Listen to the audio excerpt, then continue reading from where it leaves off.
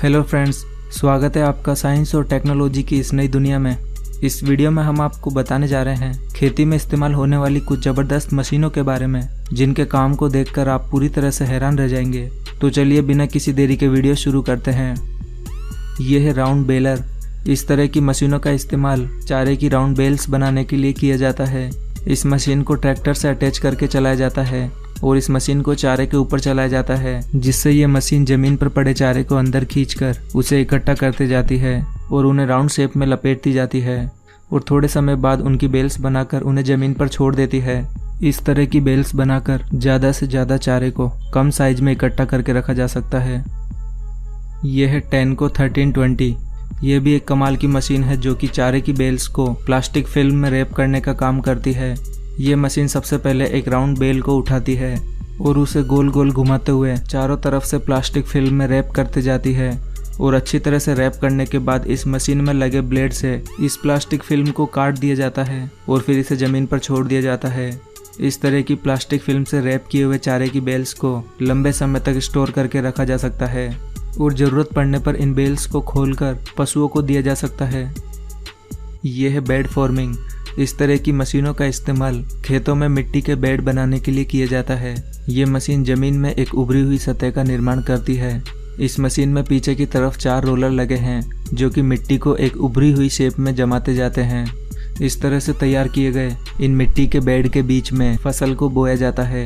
इस तरह के बेड बनाने से इनके बीच की लाइन में पानी देना आसान हो जाता है और इससे फसलों को इक्वली पानी भी मिलता है। यह है प्लास्टिक मल्चिंग। इस तरह की मशीनें भी शायद ही पहले आपने कभी देखी होगी। जब इस मशीन को मिट्टी में चलाया जाता है तो ये मशीन मिट्टी को प्लास्टिक की फिल्म में कवर करते जाती है और साथ ही ये मशीन इन प्लास्टिक फिल्म में होल करके उसमें लगातार बीज भी डालते जाती है।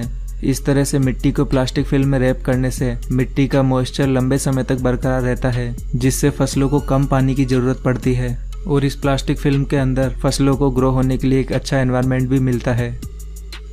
ये है मोबिलर गुली मिक्सचर। ये एक तरह की बड़ी मिक्सिंग क्रेन होती है जिसका इस्तेमाल बायोगैस की स्लरी बनाने में किया जाता है।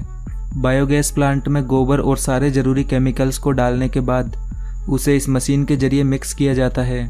इस मशीन में आगे की तरफ ग्राइंडर लगा होता है जो कि सारे इंग्रेडिएंट को मिक्स करते जाता है। इस मशीन को रिमोट के जरिए ऑपरेट किया जाता है। इस तरह से इंग्रेडिएंट को अच्छी तरह से मिक्स करने के बाद एक बायोगैस स्लरी तैयार होती है जिससे बायोगैस प्रोड्यूस की जाती है। यह है बिग बर्ड 747। यह ट्रैक्टर दुनिया का सबसे बड़ा और पावरफुल ट्रैक्टर है। इस ट्रैक्टर की पावर देखकर आप पूरी तरह से हैरान रह जाएंगे।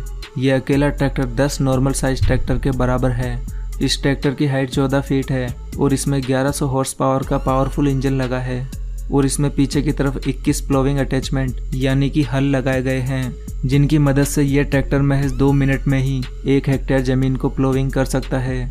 और इसमें जमीन पर हल चलाते समय इसकी जमीन पर मजबूत ग्रिप बनाने के लिए इसमें ट्रिपल टायर लगाए गए हैं, जिस वजह से ये जमीन पर आसानी से अच्छी ग्रिप बना पाता है और इतना हैवी वर्क कर पाता है।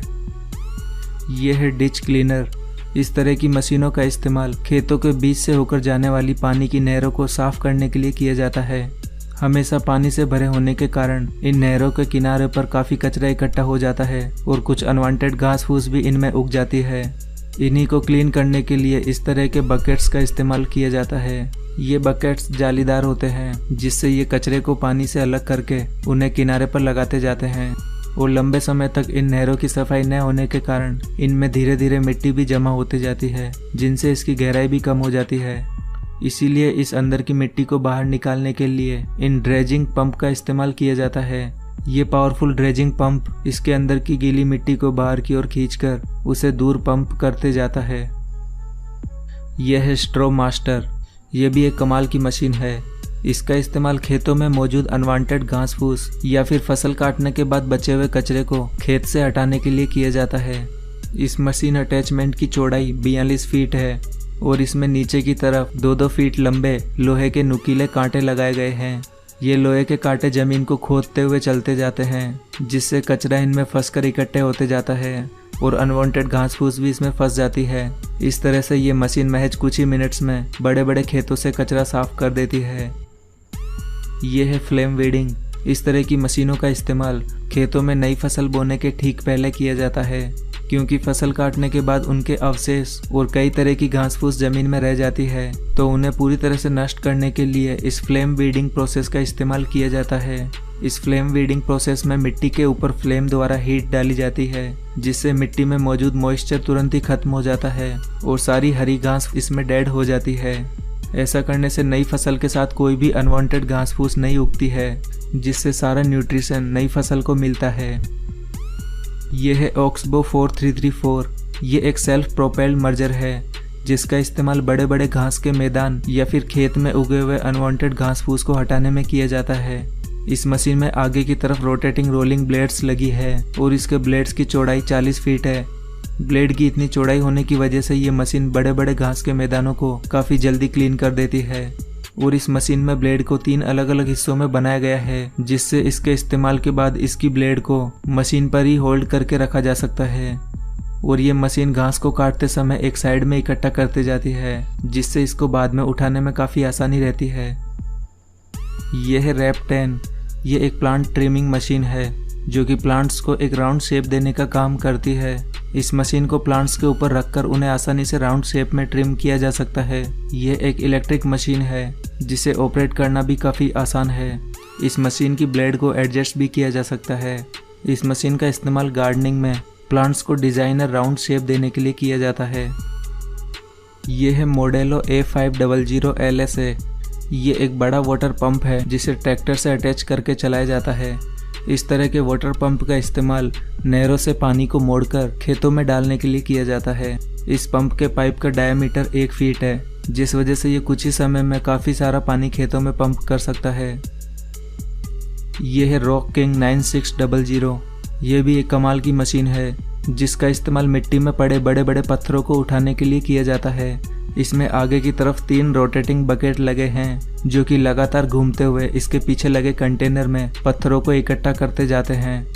ये मशीन पत्थरों को काफ़ी सफाई से ज़मीन से हटाती जाती है, और जब पत्थरों से इसका कंटेनर फुल हो जाता है तो इसमें लगी हाइड्रोलिक लिफ्ट की मदद से इस कंटेनर को खाली कर लिया जाता है। ये है आयरिश 2500। ये एक स्टोन बैरियर मशीन है, जो कि छोटे छोटे पत्थरों को ज़मीन में छुपा देती है, या फिर कहे तो ये मशीन ज़मीन को रिवर्स करने का काम करती है। यानी कि ये मशीन ऊपर की मिट्टी को नीचे और नीचे की मिट्टी को ऊपर करने का काम करती है।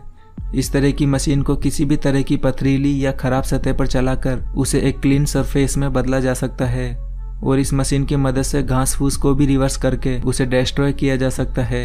ये मशीन किसी भी तरह की सतह को रिवर्स कर देती है, जिससे उस सतह की खूबसूरती को बढ़ाया जा सकता है और उसे इस्तेमाल के लायक बनाया जा सकता है। यह है टीगल टाइटन। इस मशीन का इस्तेमाल खेतों में ड्राई कंपोस्ट को स्प्रेड करने के लिए किया जाता है। इसे इस्तेमाल के लिए सबसे पहले इसके कंटेनर में कंपोस्ट भरा जाता है, और फिर इस मशीन को खेतों में चलाया जाता है, और फिर इस मशीन में पीछे की तरफ लगे स्प्रेडर कंपोस्ट को खेतों में बिखेरते जाते हैं। इस मशीन के इस्तेमाल से खेतों में कंपोस्ट एकदम इक्वल क्वांटिटी में फैलता है, जिससे टाइम और लेबर दोनों की ही बचत होती है। यह है इंटर ड्रेन वी प्लो। यह मशीन वाटर पाइपलाइन को अंडरग्राउंड करने का काम करती है, वो भी ज़मीन को बिना खोदे हुए। इस मशीन में आगे की तरफ वी शेप ब्लेड लगाई गई है, जो कि ज़मीन को काटने का काम करती है। ये मशीन ज़मीन को काटते हुए उसमें हाथों हाथ वाटर पाइप डालती जाती है। इस मशीन के इस्तेमाल से काफ़ी तेज़ी से पाइपलाइन को अंडरग्राउंड किया जा सकता है। इस मशीन का ज़्यादातर इस्तेमाल नहरों से खेतों तक पाइपलाइन डालने में किया जाता है, क्योंकि ये मशीन ज़मीन को बिना खोदे ही ये काम जल्दी से कर देती है। ये है ज़ेरियन सैडल ट्रैक। इस मशीन का इस्तेमाल भी नई फसल बोने से पहले मिट्टी की स्ट्रेंथ को बढ़ाने के लिए किया जाता है। सबसे पहले इस मशीन के टैंक में फर्टिलाइज़र की स्लरी बनाकर इसमें भरा जाता है, और फिर इस मशीन को खेतों में से होकर चलाया जाता है। इसमें पीछे की तरफ एक अटैचमेंट लगा है, जिसमें कई सारे छोटे छोटे पाइप लगे होते हैं, जिनमें से होकर ये लिक्विड स्लरी एक फिक्स अमाउंट में ज़मीन पर गिरती रहती है। इस तरह की मशीनों का इस्तेमाल खेतों में काफ़ी तेज़ी से लिक्विड फर्टिलाइज़र को डालने के लिए किया जाता है। इस तरह की मशीनों के इस्तेमाल से काफ़ी कम समय में बड़े बड़े खेतों में फर्टिलाइज़र को इक्वल क्वांटिटी में डाला जा सकता है। और इस मशीन में लगे ये अटैचमेंट भी फोल्डेबल हैं, जिससे काम होने के बाद ये मशीन अपने ऊपर ही होल्ड करके रख लेती है। दोस्तों, क्या ये सभी एडवांस मशीनें भारत में भी होनी चाहिए? इसके ऊपर अपने विचार हमें कमेंट बॉक्स में ज़रूर बताएं। और अगर आपको ये वीडियो पसंद आया है तो प्लीज़ इसे लाइक और शेयर करना न भूलें। और ऐसे ही इंटरेस्टिंग और नॉलेज से भरे और वीडियोस के लिए हमारे चैनल को भी सब्सक्राइब करना बिल्कुल ना भूलें।